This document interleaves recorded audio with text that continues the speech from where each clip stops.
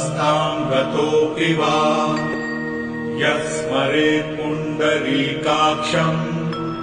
स बाह्याभ्यन्तरः शुचिः आचमनम् ॐ अमृतोपस्तरणमसि स्वाहा ॐ अमृताभिधानमसि स्वाहा ॐ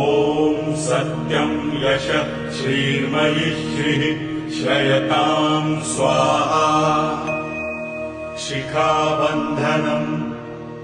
ॐ चिद्रूपिणी महामाये दिव्यतेजः समन्विते इष्टदेवी शिखामध्ये तेजो वृद्धिं कुरुस्व मे